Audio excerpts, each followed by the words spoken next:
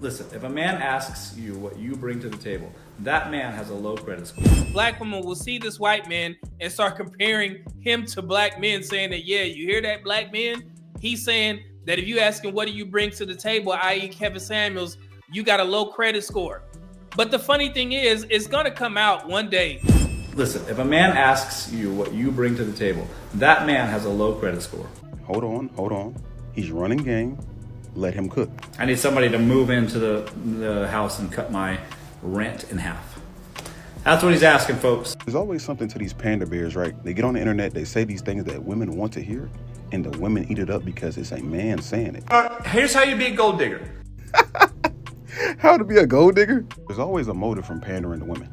You're either trying to get a bag from it, or you're simply just trying to smash the women. Or you could be doing both. This is the same dude that called women horses. What it's like being a bachelor in real life, part 4. So in the previous part, I mentioned having a stable. So what this means if you're a bachelor is that every time you have sex with a new woman, that's a new mare in your stable. Collecting mares like Dragon Balls. If you don't know what a mare is, it's basically a female horse, right? This guy is pro-female, but he was just damn near a red pill. Mares in your stable so that you can determine which one's a thoroughbred. But when the mares come to you eventually, they go, well, where's this going? This obviously you're not serious about me. This isn't going anywhere. They're going to move on to greener pastures and exit your stable. 3 to 6 months and they're out. They're moving on to some other guy that will lock them down. As they should, right? But there is a dark side. I mean, it seems like, oh, that sounds great, right? Wrong. Because if you're seeing 3 or 4 women simultaneously and you're busy, you have a job, you have a business or something, because when you do finally see them, you have to hook up with them because they're going to think there's something wrong with them or something wrong with you, or worse, they're going to go on and find some other guy. Even if you've been hooking up with girls every single day, they've only been with just you. It gets worse. Nature of the game, they come and go. It is what it is. It's no big deal. You find I literally walking around on the streets of LA, I fall in love with a new girl every day. And dating models in LA is great because you never have to worry about them being like out of shape or gaining weight or whatever because they're already so hard on themselves. It's absolutely perfect.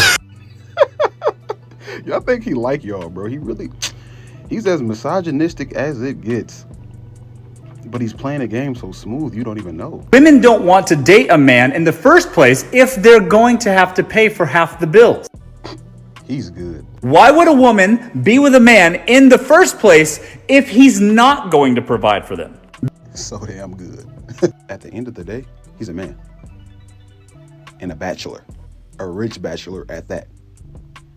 So he's gonna do what it takes to get what he wants. And it's a reason why he's not married, right?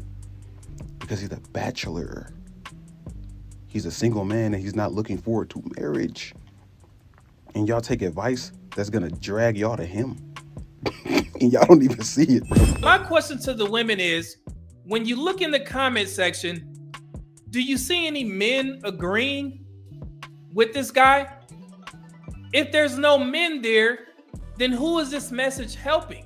And you see one of these guys go viral for a message that they're saying, please make sure that there's men there and they're agreeing with what he's saying. If not, then what's the point? Do y'all want to date women? You want to marry women? And all he says, I watched a couple of his videos and he always says date. And I told you, black women, that y'all got to have higher standards when you deal with these white men because they are very particular with what they say. They never say marry. They say, yeah, I love dating black women. I think black women are beautiful. Yes. A lot of white men think black women are beautiful. Black women are beautiful. Some of my best friends are married to black women and they are white. I don't have a problem with interracial marriage. I've been in marriage, weddings with interracial couples. I don't care. But at some point, you got to start asking questions.